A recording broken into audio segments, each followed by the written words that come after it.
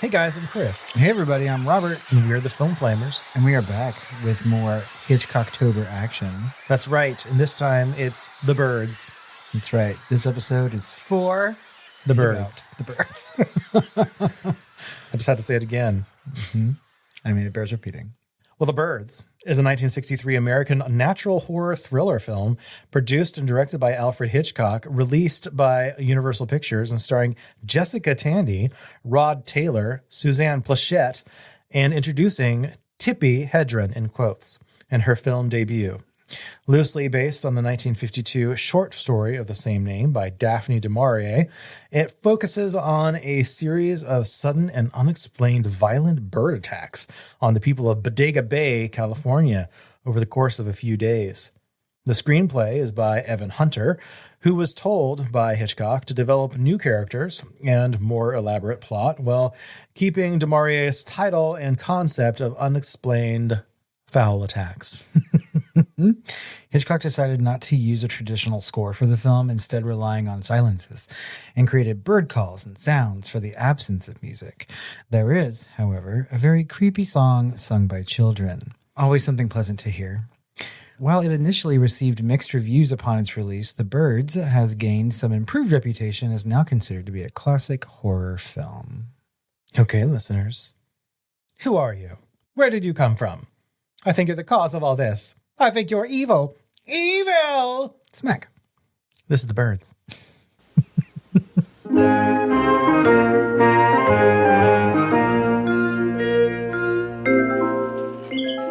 How do you do?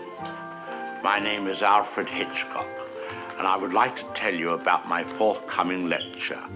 It is about the birds and their age-long relationship with man. It will be seen in theaters like this across the country. In my lecture, I hope to make you all aware of our good friends, the birds. Theirs is a noble history, and through it all, man has played a conspicuous part. This cave drawing is one of man's earliest sketches of his feathered friend. One can see at once the loving care with which the artist depicted his subject. The story of man and his friends, the birds, is filled with many fine examples of ways in which these noble creatures have added to the beauty of the world. Take this plumed hat from the period of Charles I. How proud the birds must have been to have their feathers plucked out to brighten man's drab life. Here we have a later model, a refinement of the first. Here man, or rather woman, thought enough of the birds to have an entire one as a decoration. It's quite dead, of course. Naturally, the egg plays a very prominent part in my lecture. Not a word about which came first, however. I don't believe in dealing with controversial matters. Thousands of years ago, man was satisfied merely to steal an egg from a nest and use it for food. Now he has perfected this process by imprisoning each hen in a separate cage and by scientifically manipulating the lights so that she doesn't fall into the rut of the old 24-hour day. Thus, he can induce the bird to reach fantastic heights of egg production. Originally, there were many varieties of birds on Earth. Some have become extinct. The great auk, the passenger pigeon, and the famous dodo bird have all disappeared. Actually, they didn't exactly disappear. They were simply killed off, but of course, this is nature's way. Man merely hurries the process along whenever he can be of help. Man and birds have been responsible for a great many advances in our civilization. For example, the bird was the inspiration for the invention of gunpowder, and it was his speed that brought about the development of the shotgun. But man has not been unmindful of his debt to the bird. We have honored our feathered friends in many ways. We cage birds and show them off proudly in most of our zoos. And the turkey is traditionally our guest of honor at Thanksgiving. I suspect you never realized that if it weren't for birds, even some of our pastimes would suffer noticeably. Duck hunting, for example, Granted, bagging a fellow hunter can be diverting, but the supply is rather limited. I hope you don't mind if I have something to eat, but I'm rushed today. Planning the lecture has been most educational for me. I've begun to feel very close to the birds and have developed a real sympathy for our little... What was I saying? Oh yes, I've come to feel very close to the birds and have come to realize how they feel when... I don't think I'll eat just now. Hardly proper with all of you here. Surely the birds appreciate all we've done for them. Don't you? Beautiful cage, fresh water, no other birds to bother you, none of that blinding sunlight. Oh! Now, why would he do that? Most peculiar. What on earth?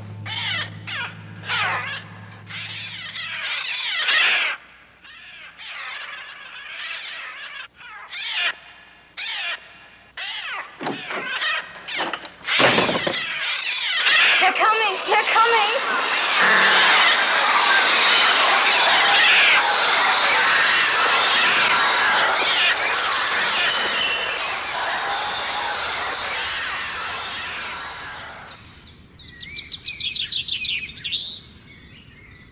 Melanie Daniels, played by Tippi Hedren, a wealthy and plucky socialite from San Francisco, encounters local lawyer Mitch Brenner, played by Rod Taylor, during a chance meeting at a bird shop.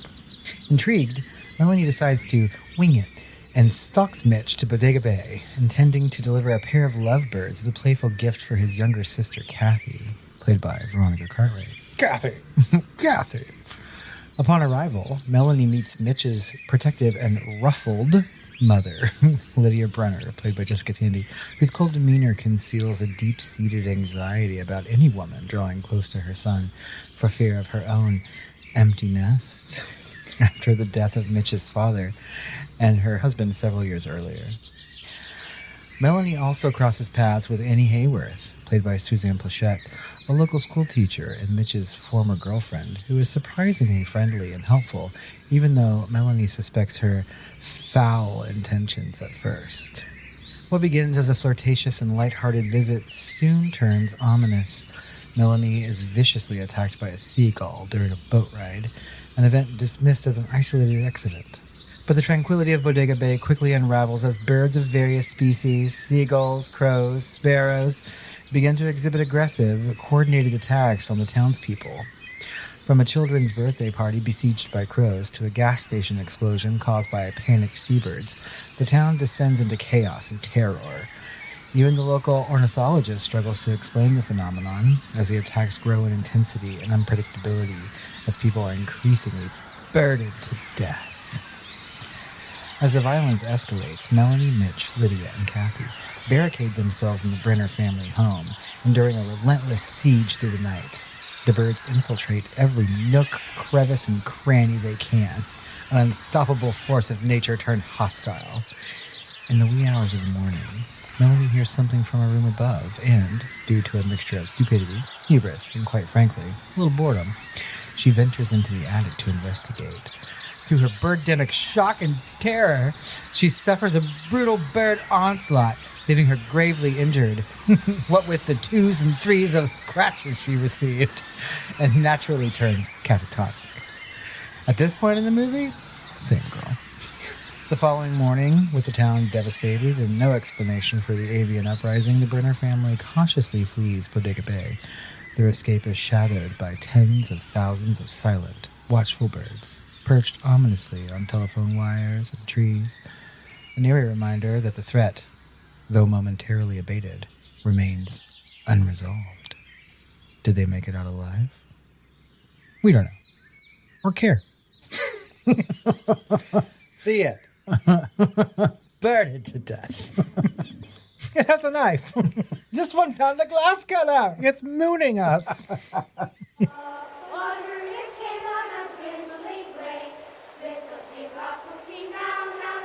The Birds premiered on March 28th, 1963 in New York City and was distributed around the country shortly after. Later in May 1963, the film would screen out of competition in an invitational showing at Cannes. There's little financial data for its initial release as the film was slowly distributed, but it did set a record for single-day grosses after it was released in Los Angeles. The film brought in $51,000 in Los Angeles County after its opening in a single day. Ultimately, the film would gross around $11.4 million against a reported budget of $3.3 million. Not bad. No. The Birds is a 94% on Rotten Tomatoes and is certified fresh. The audience score sits at 83%. The site's consensus reads, proving once again that buildup is the key to suspense, Alfred Hitchcock successfully turned birds into some of the most terrifying villains in horror history. The Birds received mixed reviews upon its initial release. Bosley Crowther of the New York Times was positive, calling it a horror film that should raise the hackles on the most courageous and put goose pimples on the toughest hide. Never say that again. Crowther was unsure whether The Birds were meant to be an allegory because it isn't in Mr. Hitchcock's style to inject allegorical meanings or social significance in his films. Fuck that. Yeah. But he suggested that they could represent the furies of Greek mythology who pursued the wicked upon the earth. Richard L. Coe of the Washington Post called it gorgeous good fun, adding, I haven't had this kind of merriment since King Kong toppled from the Empire State Building. Wow. That's a sad moment in that movie. I know. Philip Schauer of the Los Angeles Times was among the critics who panned the film, writing that Hitchcock, quote, was once widely quoted as saying he hated actors. After his 1960 Psycho and now The Birds, it must be fairly obvious that he has extended his abhorrence to the whole human race. For reasons hardly justified, either dramatically or aesthetically, the old master has become a master of the perverse. He has gone all out for shock's sake, and it is too bad. The book's author, Daphne du Maurier, disliked the film because Hitchcock changed the location from a farm in England to a sleepy beach community in Northern California, and that's not all. Yeah. We're going to talk about more of that later. I'm sure that she did not like a lot of things about this movie, and I love Daphne du Maurier so much. I think that she's an amazing writer. It does have some accolades and legacy. At the Academy Awards, it was nominated for Best Special Effects, but it lost to Cleopatra. Cleopatra? That's the biggest bomb in history, right? Yeah, one of them. Even accounted for inflation? Yeah. The Golden Globes, it won for Most Promising Newcomer. Do they still even give that award? No. For female Tippi Hedren. Yeah. Female Tippi Hedren. Well, it was Promising Newcomer female. Yeah. They gave it to a female this time. A poorly received television sequel, The Birds 2, Land's End, was released in 1994. Director Rick Rosenthal removed his name from credit and used the Hollywood pseudonym Alan Smithy. Yay. The sequel featured entirely new characters in a different setting, with Bodega Bay only mentioned once. Interestingly, Tippi Hedren returned in a supporting role, but not as her original character. What? I know, it's a stupid movie. In 2016, The Birds was deemed culturally, historically, or aesthetically significant, one of those things, by the United States Library of Congress and selected for preservation in its National Film Registry. Yeah, we have covered many, many, many of those. Yeah. Well, you want to get into this movie? Yeah, let's talk about the cast a little bit. We have to talk about Tippi. This is her first and only role. What? In a long career of XYZ movies that no one can name except for this one. Oh, she's in Marnie. That's right, actually. That's right. She was in Marnie a year after this, inexplicably, actually, based on some information we will get into later. Yeah, she didn't like the hitch. Yeah. So, she played Melanie Daniels. You know, she was actually discovered by Hitch from a commercial, right? And so her poised, elegant demeanor made her the quintessential Hitchcock blonde. Although I do wonder why he didn't just use some of the previous blondes he's had. Probably because they didn't want to work with him anymore.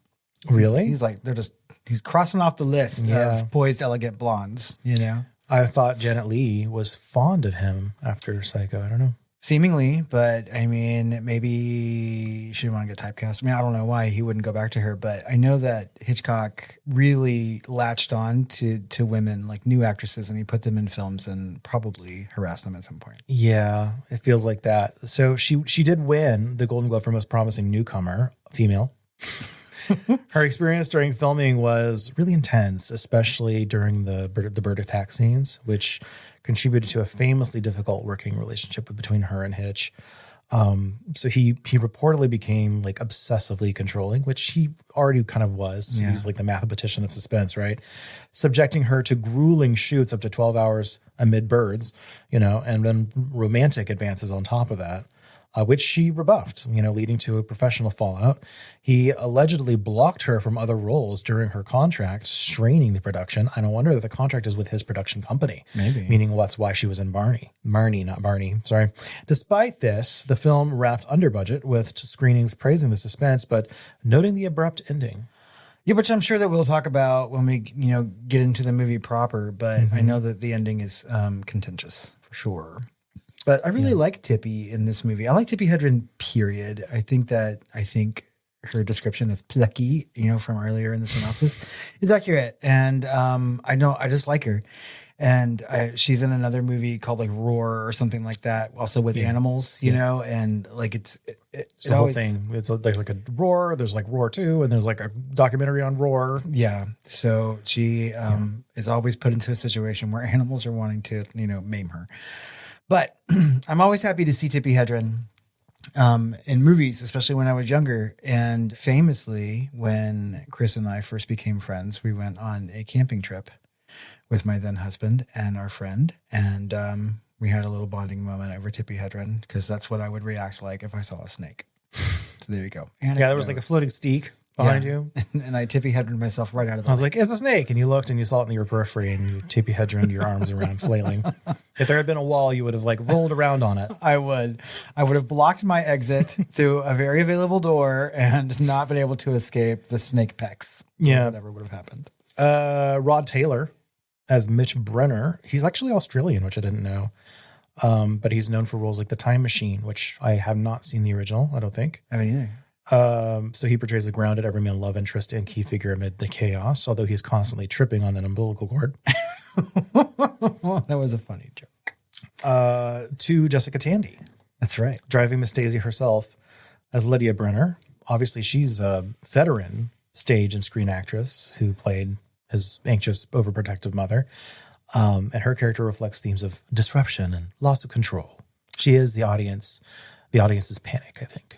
Yes. Panic and worry. I think for most of this movie, she is worried about something, right? She seems to be overly doting on her son and, less attentive to her daughter. Yeah. And I feel like, through most of this movie, she's just giving a lot of fucking side eye and like fake smile. And I don't know, like it's just her character. She did her I'm character sure well. she's fake smiling. She's actually pretty legitimate the whole time. She's not even passive aggressive. She's just. Oh, no, she's honest, I guess. Yeah. I mean, she tells. And it Tippi, wasn't so over the top. Like her daughter and her, she's not so controlling and over the top that her daughter and her son aren't like inviting people for dinner and telling them to stay the night and stuff. And she's not overpowering them or saying no. She is not in that power state that like Norman Bates' mother would have had. No, you were correct. And I do find it interesting that Hitchcock would add this type of like mother-son dynamic to another film directly after. It's like the other side of the coin, right? Which is like there's an overbearing helicopterness to the Norman Bates kind of mom archetype, right? But this one is the more passive-aggressive, manipulative, you know. I mean, at least she's honest too, because she flat out tells Melanie, she's like, well, I don't even know if I like you. And I'm like, bitch, I need to start telling people that. I like that whole thing. Yeah, it was a good scene. I mean, I think Jessica Tandy's a good actress too. Well, yeah. And I just like the character because she was very straightforward. Yeah. She was like, I don't know if I like you. Yeah. You know, there wasn't pretense. It was obvious. And I think if people would just normalize that type of behavior these days, we might have a little bit more spare time. Yeah. We also had Suzanne Pleshette, who I thought was Anne Baxter for a hot second. Because she had that kind of like cool styling menthol voice, you know. Plus this is around the time of Anne Baxter, you know, where she was coming off of like the 10 Commandments and going into like Batman, you know, things like that later. So I'm like, and of course all about Eve, right? And so I was just like, why can't this be Anne Baxter? I love Anne Baxter. Yeah, but you didn't like Suzanne Pleshette in this? I did. but she's almost like poor man's Ann Dexter. She is a little bit, and she would go on to do like television and stuff like that and become more of a household name. But I really feel like in this particular movie, she's my favorite actor in all of this. I think that she does an amazing job as Annie in this. And I feel like, I don't know, I just feel like her acting is really good. She has some subtle, really quiet moments. I thought this whole movie was well cast, really. And well acted. And I do think that the everything really, like, I feel like a lot of these characters could have been cast differently. The only one that really sold it for me was Tippi. Tippi really played that character really, really well because it's a very highly specific kind of character. There's not many, I just don't feel like there's that many female characters kind of like that around that time. No, probably not. Completely independent, almost like just a millionaire playboy kind of situation, but also not a damsel, very matter of fact. Like, it's very specific, it's not unheard of, but like she played it really, really well. She was surgically cast, I think. Well, I think that, I fully agree with that. I think her character is really good and really interesting. I also think the character of Annie is good and interesting, and there's an interesting dynamic between the two women. I almost think I almost want to give it more to the characterization and writing of Annie's character than the actress, even though I love that actress and she did the best job. I can't imagine anyone else. What I'm trying to say is there's a genius to it because Annie had to be a type, which is essentially Melanie's type, which is a strong, independent woman that came up for a long weekend. They are the same. They are the same person. Yep. And Annie's sitting there like watching all this unfold, like knowing like I've been there, I've done this before. And there are just some moments when Suzanne Pleshette is just sitting there quietly acting, like listening to her on the phone. And the camera is like on the side of her face for just a moment. You can just see everything inside her like breaking in some kind of a way. And she still kind of tries to remain like calm and collected on the outside. I think it's really interesting. Also very helpful and stuff. That's the best part of this whole movie is everything that's not the birds. Yes. I was just about to say that too, is that like, there's buildup of suspense, but it has nothing to do with animal attacks. And it's all about this movie has nothing to do with the birds. Personal drama. It's like the last, I want to say 30% of this film that's about birds. And the first part is like rom-com drama. Yeah. Anyway, we also have Veronica Cartwright, which I did not remember or expect. Yeah. And I remember talking during the crowd, I was like, she got to be young in this. Like, she's probably going to play as a kid. And she did. She played Kathy, the younger daughter, right? And so, and Mitch's younger sister, and very, very vulnerable character whose terror amplifies the film's horror. She's the main child. And it was fun to see her. I'd never seen her so young, or at least obviously I had because I'd seen this movie before, but I didn't realize it was her. Yeah, as many times as I've seen this movie and seen the credits beforehand, I don't know why I didn't remember reading her name and certainly didn't recognize her. But obviously, we've talked about Miss Cartwright on this podcast before when we talked about Alien and when we did Witches of Eastwick. She's the only other female character in Alien. Yep. And she was in Witches of Eastwick in a kind of a thankless role. Yep. She's been on X-Files a bunch. Mm-hmm. So she's been in a lot. She's no stranger to genre work, for sure. No. We've got a lot of other characters, a lot of other actors in here that do a great job, good ensemble, but I'd like to move forward with the background, if that's all right. Yes, of course, but you're going to skip right past someone named Doodles Weaver? Yes, because there might be something fun about them later. Oh, okay. Well, something stands out about that particular name. Okay. Doodles? Doodles. Or Weaver. Both. So The Birds, obviously, as we said, is based on Daphne du Maurier's 1952 short story of the same name. And Alfred Hitchcock had been a long time fascinated by the idea of nature rebelling against humanity, kind of an extension of his suspense motifs from films like Rebecca from as early as 1940 and Suspicion from 1941. The concept of the birds obviously originated in that short story, which actually was first published in the Good Housekeeping magazine, which depicted seabirds inexplicably attacking a Cornish village as a metaphor for wartime devastation, inspired by Maurier's experience during the Blitz, actually. And Hitchcock optioned the rights immediately, but shelved it for over a decade, prioritizing projects like Vertigo from 1958 and North by Northwest from 1959. Well, this goes to show you, too, like what we talked about in Psycho, like he has people who are looking for things that might be good or looking himself for things. And this is no different. I think it's interesting to note that du Maurier also wrote Rebecca, like that as one of her novels.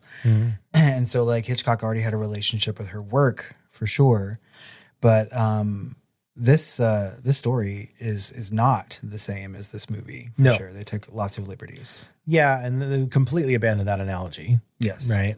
Per that reviewer's notes, he's not known for allegory, right? Metaphor. Although it's not missing. I would say you can find it. You can find themes for sure in his work. Oh, of course. I think that he very smartly can put things in, but I don't know that it's like beating you over the ear, nose, and throat with it. No. You know? But by 1960, he was fresh off of Psycho's success, which was also a surprise, right? Which had revitalized his career and proven that low-budget horrors could be blockbusters.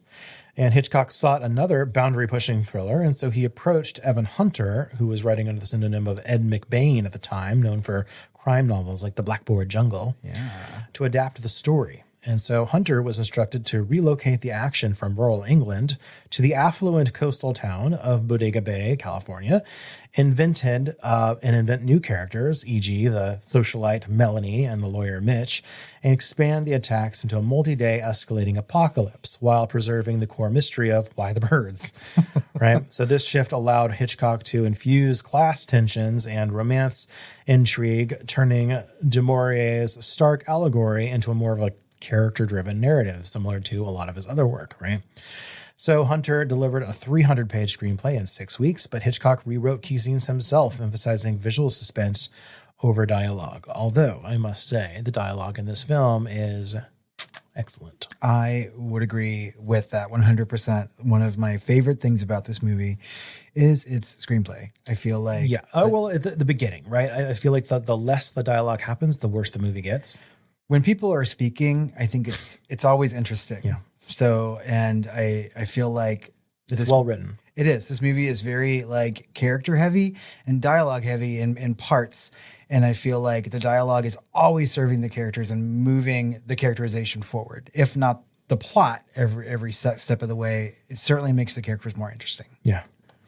So Hitchcock financed it through his television production company, Alfred Hitchcock Limited, to maintain creative control, budgeting $3.3 million, which was modest for his era. And Universal Pictures distributed, drawn by his track record. But executives were, of course, wary of the lack of score, the ambiguous ending, and an abrupt ending, as we've mentioned, fearing it might confuse audiences. And it did. Filming took place primarily on location in Bodega Bay itself, with some interior shot on sound stages. But Hitchcock used a combination of live birds, over 25,000. Jesus. Yeah. Mechanical birds, taxidermied birds, and special effects, including rear projection and matte paintings, obviously, to create, quote unquote, and I'm using really heavy air quotes here, realistic bird attacks. I mean, realistic for the time, maybe. I don't have any other movies from back then to compare it to. It's been 65 years. Yeah. It's really hard for me to judge it too harshly. Yeah. Especially since I remember thinking that it wasn't badly done when I first watched this. Yeah, 50 years ago. I know. I mean, I saw this movie this is the very first Hitchcock movie I ever watched.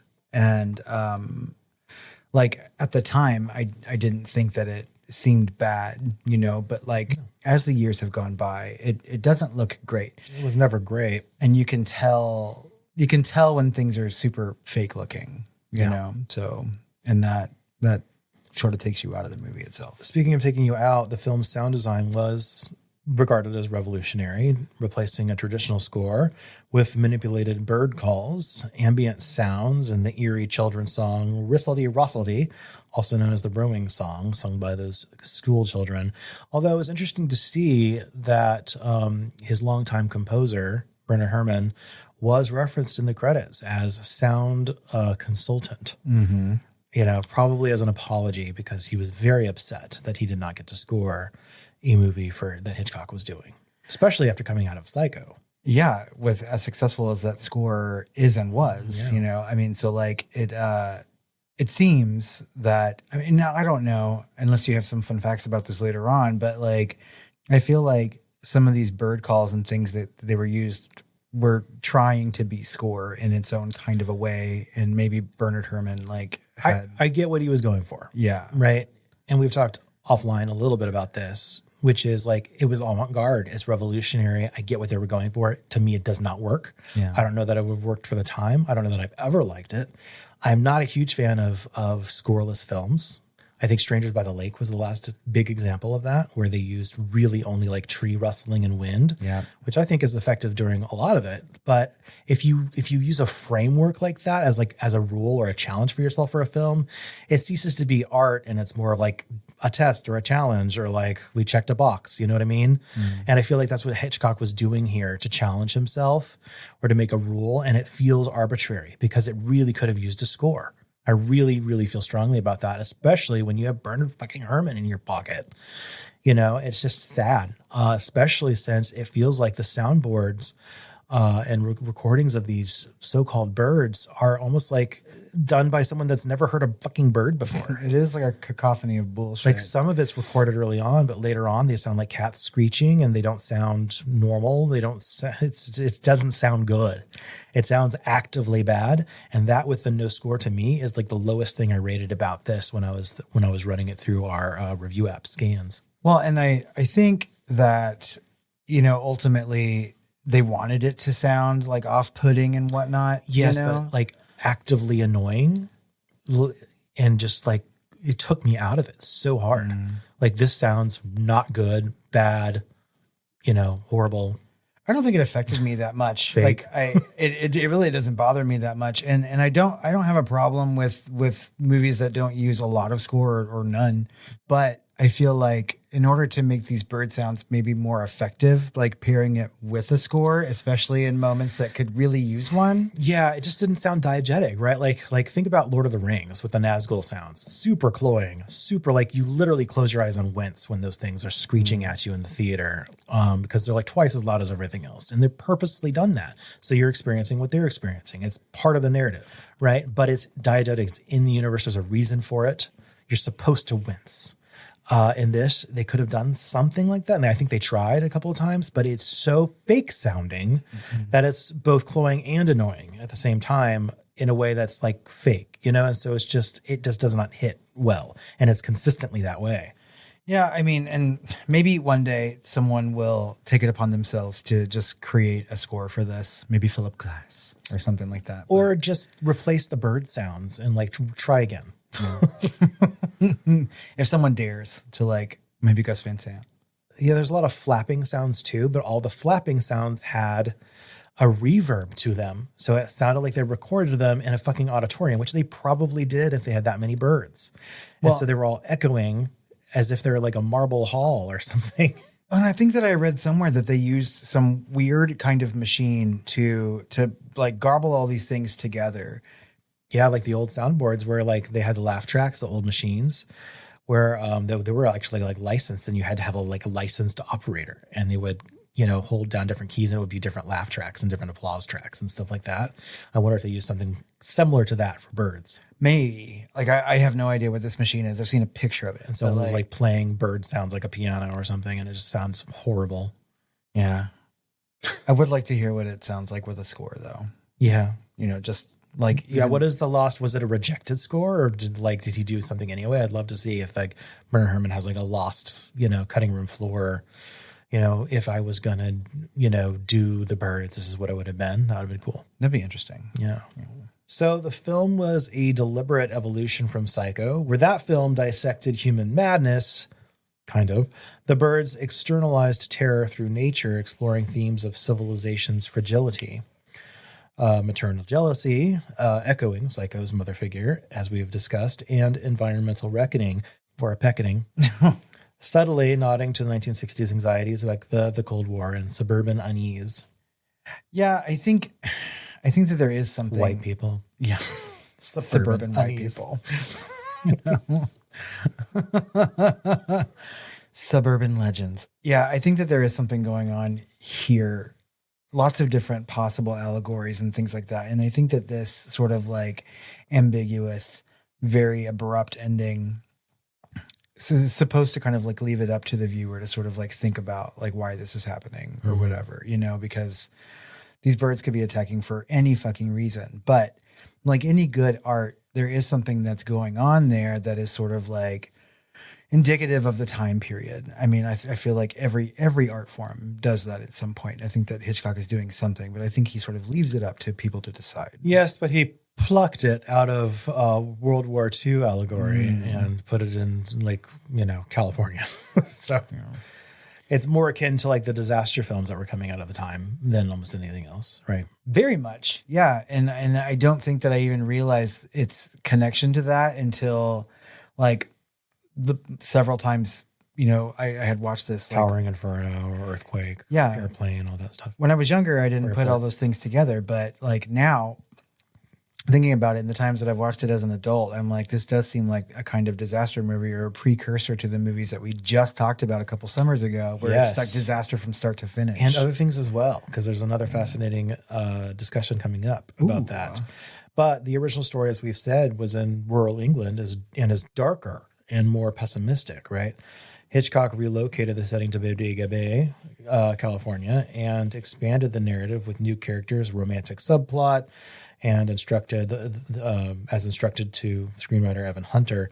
He also made it more isolated, right? It's alluded in the original story that the birdemic was a global phenomenon and that it was all of human civilization was collapsing, right? And so this is a lot more limited than that, although they kind of allude that it's going to other townships around the area, right, in California. But this is a lot more isolated than it alludes in that short story. And I think that's what makes it good. That's what I think makes this birdemic problem like seem really interesting, is because for most of the movie, we don't know what's happening in other parts of the world or other parts of California. It's not until like randomly when people like will turn on the radio at home and they'll mention it briefly or whatnot. And then at the end, when all seems lost for these characters, they realize that it's still incredibly localized, right? Giving some sort of like glimmer of hope that they can make it to San Francisco. Yeah. But what I like about this ambiguous ending is like, is it going to follow them? Is it just working its way, eastward or northern or whatever? And how long until it starts to take over the world? And I think that's where some of like the horror actually exists, is more in like the what happens after the movie ends, rather than what we've just seen throughout the movie. Yeah. Right. Well, I think this is a really good Hitchcock's like take or riff off of like the disaster film, although this could be a proto disaster film as well, because I feel like a lot of those came out later in the 60s, if not early 70s. Yeah. Right. And although it's kind of around the same era, right? So you could say it's less of a proto disaster, but like I almost want to say like because he Hitchcocked it, it brought it closer to horror and suspense and thriller than just like the disaster film, which is mostly like a dark action film generally, right? With drama, right? But I really feel like this is actually a proto zombie film. Really? Right? Yes. Night of the Living Dead didn't come out until about 5 years later, but just imagine this movie where the birds are replaced with zombies. It's extremely similar to George Romero's film all of a sudden.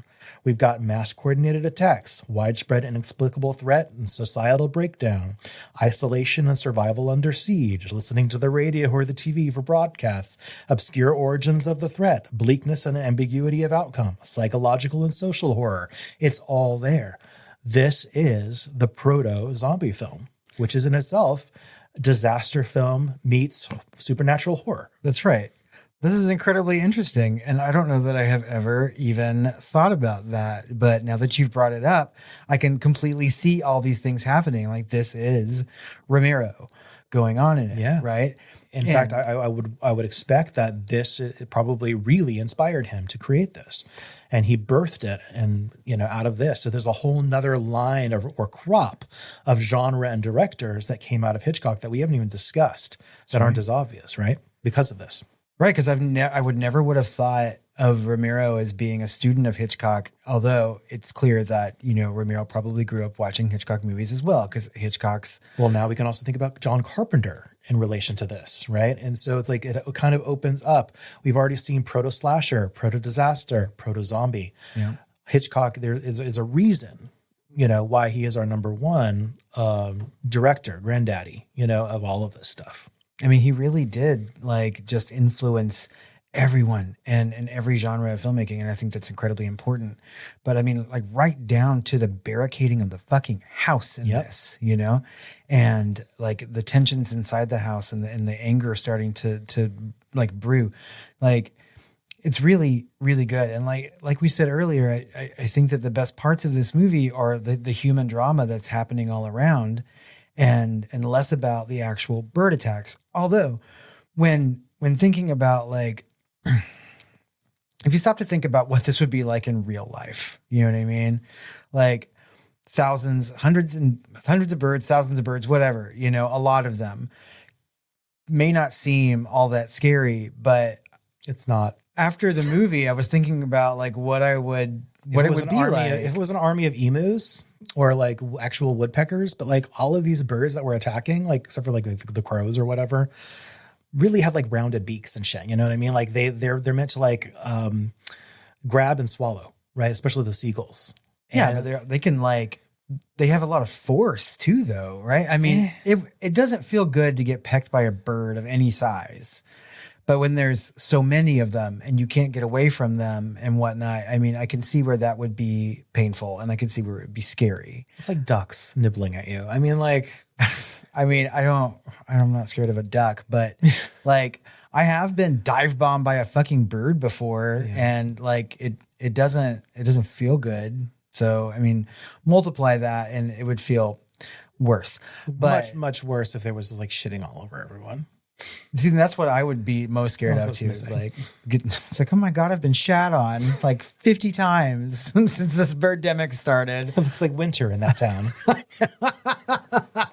It's slippery and white. This little hamlet looks like a Thomas Kincaid painting. Oh my God, it's all bird shit. I don't know, but there are some like goofy moments in this involving the birds. Yeah. But I mean, like literally you could replace all these birds with zombies. Like the birds could be zombies for all we know, right? Mm-hmm. But it's definitely proto, like it's all there. And it's like he brought these things together and then like Romero then birthed, you know, because zombie movies had existed before, white zombie from like the 1930s or something, right? Mm-hmm. But no one had done the pandemic zombie movie before George Romero. And I think that came from the birds and things like the birds. And so I think that's just, I think that's really, really interesting. And if you think about it that way, you know, I would definitely include the birds in your, you know, if you were going to do some sort of like lineage of the zombie film, I would definitely include it in there. And now that you've brought it to my attention and now that I will be thinking about this for fucking days. Because thematically, it's way closer to like Night of the Living Dead than like say White Zombie. Oh yeah, 100%. Yeah. But now I kind of want to watch it again and like then watch Night of the Living Dead right afterward and just like sort of like pick that apart. Oh yeah. Mm-hmm. Super interesting. Also, I got like proto Stephen King vibes from this, thinking about his like animal horror stories, but also in addition to works like The Mist, because they're for a brief shining moment in the diner, we've got, you know, our Mist moment where you're evil, you caused this. Scram, Betty. And then there was a smackening. Yes, 100%. I think that Stephen King was fully influenced by Hitchcock in general, but I think especially the birds. Stephen King loves to have a small little isolated town and watch its citizens completely unravel together. Yeah, I thought he would have split the difference and made it a New England town. And I think that's what they would have done today. Well, there were characters talking like they were from New England in this. Like that fucking guy working at the post office. He was like, oh, yeah? You know, he's like straight from Maine. And I was just like, wait. This is in California, right? And so I don't know. I don't know what they wanted this movie to be. If they were going for a, you know, Everywhereville America, like Bodega Bay, California is probably not the place to do that. No. Although I do want to make it really did feel like it should have been like Martha's Vineyard or something, you know? Yeah. Well, I mean, with all the gulls. But I guess it was a bay. There's going to be gulls everywhere. But I don't know. I guess the location really doesn't matter all that much. Small, isolated town somewhere. They just needed a variety of birds. The swamp in Arizona. Yeah, if there's gulls, I mean, maybe. From Psycho. Sure. Yes, the Arizonan swamp. The famous swamps of Arizona. Oh, Hitchcock.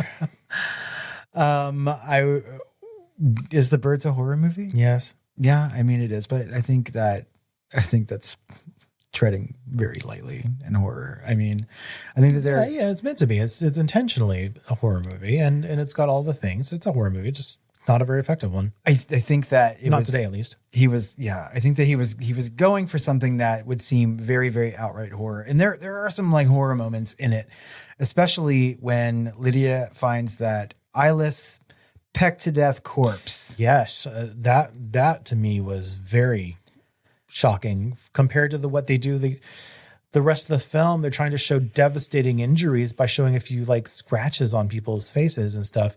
Part of that's in the MPAA or whatever they were at the time, coming back and being like, you need to dial this back. But they let him keep that in somehow. Yeah, I think that he got away with the one, and that's all that the viewer needs, especially for 1963. I'm sure that was incredibly shocking for that time period. And so whenever someone is dead on screen for the rest of it, like their head is always turned away. So I think that we can kind of infer that perhaps they're all kind of eyeless and the birds are going for the most vulnerable parts of the face that they possibly can. Yeah. So, but I think that is kind of scary. And I do like that he sort of leaned into, I guess, like traditional horror a little bit. Yeah. Right? It's just, which leads into the next question, like, were you scared watching the birds? No. So I feel like when I was younger, I've probably felt way more tense than I do as an adult. But also, as another anecdote to this, like I said, it was the first Hitchcock movie that I watched, and my mom told me to watch it. And she was like, we're going to watch this movie. You'll like it. It's horror. So I was like 11 years old. And the scene where the birds are amassing on the playground and the kids are escaping and getting pecked all over the place, my mother was just like dying with laughter. To me, the birthday party scene was funnier. Yeah. The kids just in the grass, like kicking their legs. And they're like, ew.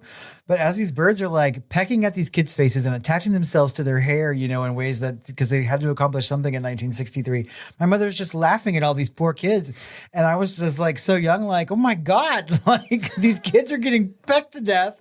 And she's just cackling. And it's, even today, when I bring up the bird, she's like, oh, that movie's hilarious. And I'm like, Mom, God. So she certainly wasn't scared watching it. I was a child witnessing a murder most foul. God. These people are getting burned to death. Just some respect. What's wrong with you? What do you think of the children? What did you rate the birds? I give it 3 stars because I went through and I was just kind of shocked because, I had to rate it by things like pacing, which is great until it's not, right? I feel like most of the suspense in this film is expertly done with like the romance drama, like getting in the boat and going across and like leaving the lovebirds and then seeing him drive on the other side of the lake and meet her there. Like there's some suspense there. It's like interesting to kind of note that suspense can work in other genres as kind of an anticipatory tool, right? And then it just kind of falls apart with pacing. And this movie you could almost say it's as much as 40 minutes too long by the end. I feel like it pivots far too late to the horror film. And then the horror film takes far too long once they're kind of stuck after the problem culminates and it crescendos. And then it ends so abruptly, which doesn't really feel like we've spent. So anyway, it has pacing problems to me, right?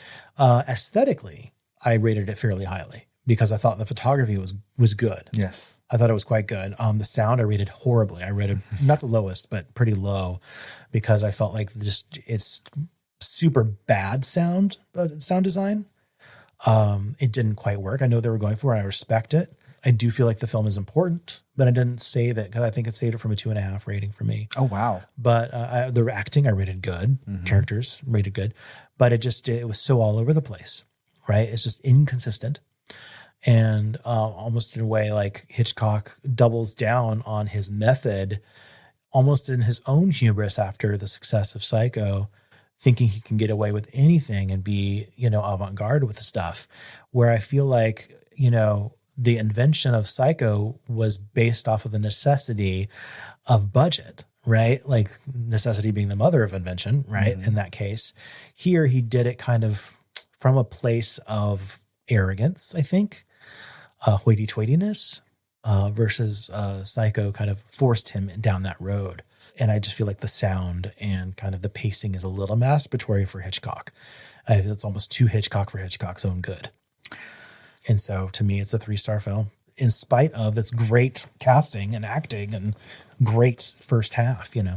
I think that, you know, as we move into future Hitchcocktobers and start to watch other movies, I think it will be interesting to talk about whether a movie is pre or post Psycho, because I feel like Hitchcock's movies after Psycho have sort of a downward trend to them. Yeah. And I think he does get a little cocky and a little arrogant and starts to really, you know, take on the moniker of master of suspense and kind of flaunt it. And when you start to act that way, I think that your product can also suffer. But with that being said, I give The Birds 4 stars on this particular rewatch. And I feel like earlier in my life, I would have given it much higher, maybe even 5 stars. I love The Birds. And so part of my rating has, you know, a like nostalgia boner poking at it. But like ultimately, I think you're right. The pacing is bad, especially when it comes to some of like the bird moments. And I feel like if he had done something different with these birds with each attack and make it seem like a little bit more devastating or a little bit more brutal and add to it instead of just having it be the same thing over and over again, it would have been a better movie. But also, like, I really like the fact that the bird issues seem so incidental to everything else that's just going on in the movie. And I like all the other parts of it so much, including the acting, including the script. And I don't know, I think it's a good movie, but watching it directly after watching Psycho and having a deep dive about these two things, like comparing the two films, which you have to do when you watch them that close together. I'm like, well, one is clearly superior to the other. Yes, and it's fair. And it's the same goddamn director. Yeah. And so, but the things that like Psycho was clearly a moment. And then all the films that Hitchcock made pre-Psycho are kind of like leading to that culminating moment. And then everything afterward is just a little different. I also wonder if there's something else going on too. Like, you know, where it's like that Joss Whedon thing where everyone's just like, oh, he's amazing at dialogue, but that's what he's good at, right? And then he made Hush episode, right, to prove that he's good at visual storytelling and pacing, which he did. He proved that, right? With Hitchcock, it's almost like I felt like they give a lot of credit to Bernard Herrmann, his score for Psycho, which is doing a lot of heavy lifting. That score was instantly a classic with the slashing sound and everything else, right? And so it's just like, well, I can do it without him. You know, it's just like George Lucas. Without that John Williams score, I'm not sure Star Wars would be Star Wars, you know, or Indiana Jones with Spielberg, you know, half those blockbusters from back then. Jaws without its score, Superman without its, you know, it's just like these are completely different movies. And I think he had some arrogance and hubris here, but that's a guess. Yeah. I mean, and I would probably, I mean, I do agree that it needs a score for sure. And not just bird sounds. You know, I think that would have made it a better movie, a more suspenseful movie. And then later, Bernard Herrmann said that he directed the attic scene himself, scene for scene. And Hitchcock wasn't even on the set. That's a callback to a little drama from Psycho episode. So. You know, since you like the romantic suspense and intrigue at the start of this movie, I'm very excited for you to watch Marty sometime. Okay. So, yeah, more Tippi. Right. Finally, though, who's the hottest guy in The Birds?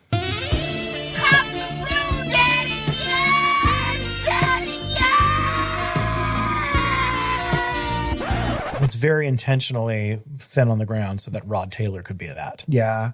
It's probably part of his contract. I feel like for every Hitchcock blonde and leading lady, we also have a good, heartthrobby male romance lead. So Rod Taylor for sure. Yeah. Yeah. There's nobody else. Do you have any fun facts for me? Yeah, I do. Oh. So Hitchcock made his cameo appearance walking 2 poodles outside a pet shop earlier in the film. That's right. Yep. Daphne du Maurier disliked the adaptation due to the Americanization and softening of the ending and the loss of the allegory, obviously. Yeah. Live birds were trained by animal handler Ray Berwick, who used meat rewards and hypnotism, meaning he would stare into their eyes to calm them. But chaos ensued, shockingly. To my shock and terror, chaos ensued.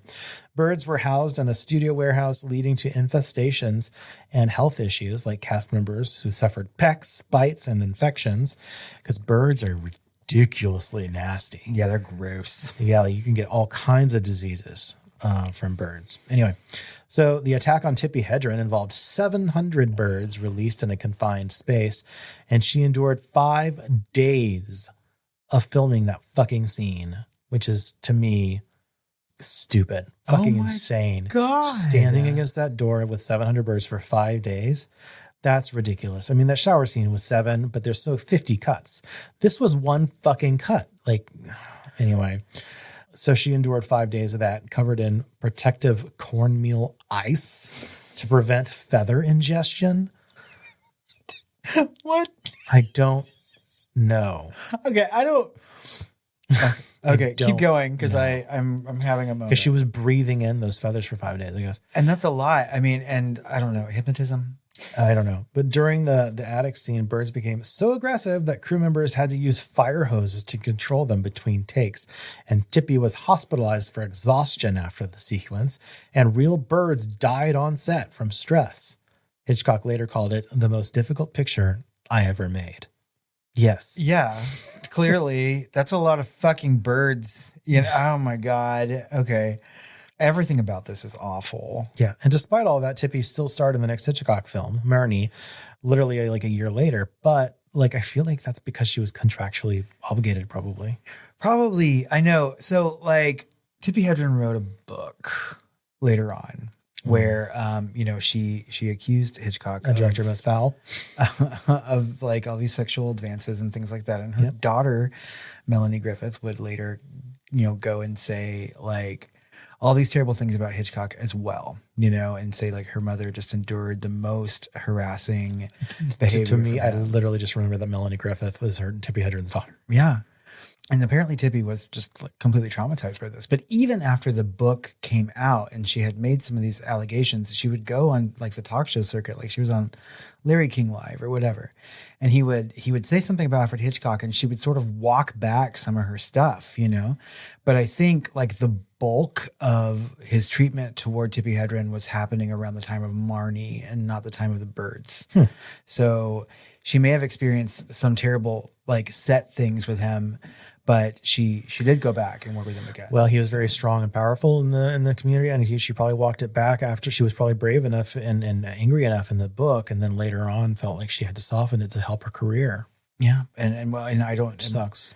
This is way before Weinstein. Yeah, and so I feel like Hitchcock's behavior was kind of rampant, you know. And after she wrote that book, much later, obviously, like, and he had a wife. Yeah, and they would stop filming every day at 5 p.m. to go eat their dinner. Yeah, well, I'm sure he ran his set with an iron fist that he used to pat people's asses. I don't know. Iron fist. So, Veronica Cartwright, she's not the only aliens connection to this film. Whoa, I've been waiting for this. Doodles Weaver as a random fisherman, a brief but memorable role. Weaver was a comedian and uncle to Sigourney Weaver, adding iconic levity to the Bodega Bay locals. Oh my God, Doodles is Sigourney's uncle? Okay, yep. This begs the question. Doodles fucking Weaver. What the fuck is wrong with the Weaver family? Naming people Doodles and Sigourney? Sigourney picked her own name. Oh, okay, well then that's on her. She was born like Ellen or something. Mary Elizabeth Weaver. Ellen Ripley Weaver. But I hope to God that Doodles is his Christian name, which it probably wasn't. But this is amazing. Mm-hmm. Oh my God. Good. I hope that Veronica and Sigourney like just shared a moment. She was like, well, you were in the birds with my Uncle Doodles. Uncle Doodles. And Veronica was just like, don't speak to me anymore. Oh, the fisherman. It's that kind of lineage that makes me not want to talk to you. We're done here, Sigourney. Those were fun.